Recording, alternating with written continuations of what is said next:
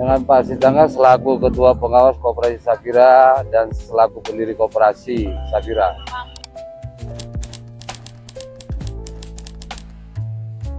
Ya, Koperasi Sapira ini latar belakang pemikiran kita itu adalah potensi ekonomi yang begitu bagus di lingkungan perumahan yang tidak ada aktivitas yang mengakomodirnya, sehingga pada tahun 2018 dengan melihat potensi yang besar ini kita membangun koperasi warga yang disebut dengan Koperasi Sahabat Tidak Sejahtera. Inilah latar belakang pemikiran bahwa di perumahan ini aktivitas ekonomi itu sangat potensial untuk dapat dikembangkan. Nah, pada saat awal berdiri itu tahun 2018 kita beranggotakan 21 orang, yang mana kita mengawali adanya food court di lingkungan tidak dan potensi para pedagang yang berdagang tidak terkoordinir dengan baik. Sehingga dengan melihat potensi ini kami mulai menggagas adanya food court dalam bentuk pasar pagi, pasar minggu pagi, dan ditindaklanjuti dengan adanya pasar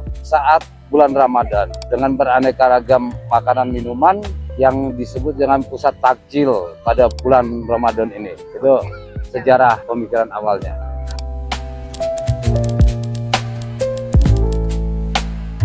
Perkembangan jumlah UMKM di bawah naungan Koperasi Sapira itu cukup signifikan. Yang awal berdirinya hanya 21 UMKM, saat ini jumlah UMKM kita kurang lebih ada 400 UMKM di bawah naungan Koperasi Sapira.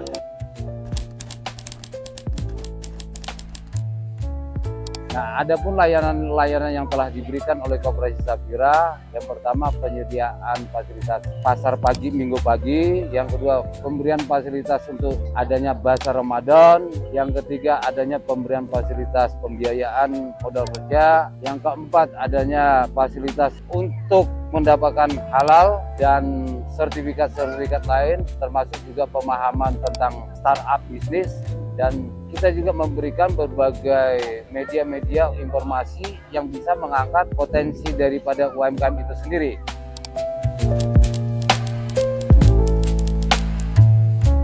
Harapan kita, ruang-ruang publik yang ada di wilayah Kota Bekasi ini, khususnya di lingkungan perumahan, dapat dimanfaatkan menjadi potensi aktivitas usaha yang dapat dimitrakan antara UMKM dan koperasi.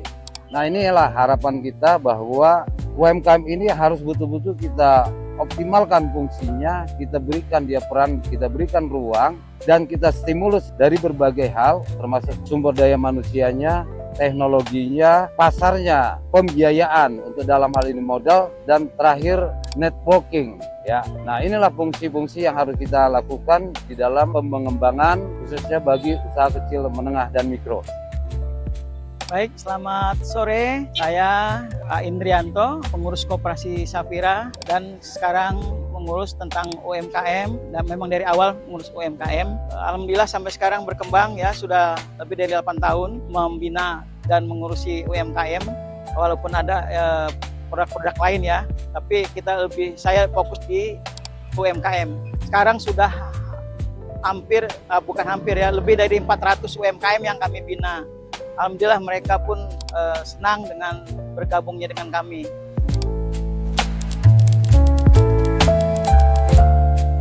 Alhamdulillah untuk perkembangan UMKM itu dari 2018 sampai sekarang itu sangat pesat sekali perkembangannya. Kita dari mulai itu 100-an anggota, sekarang udah lebih dari 400-an UMKM yang ikut bergabung dengan kami. Kami memfasilitasi adanya BPJS ketenagakerjaan ya untuk melindungi mereka dari kecelakaan kerja dan jaminan kematian, dan kita bekerjasama dengan BPJS ketenagakerjaan. Karena program pemerintah ya kita ikuti, karena UMKM di tahun 2026 ini harus mengikuti harus mempunyai sertifikasi halal. Jadi kita pun juga ya mendampingi para UMKM untuk memiliki sertifikasi halal. Adanya sertifikasi halal ini, UMKM kita lebih maju, lebih berkembang, karena kualitas dari makanannya juga ya kita sudah terverifikasi halal.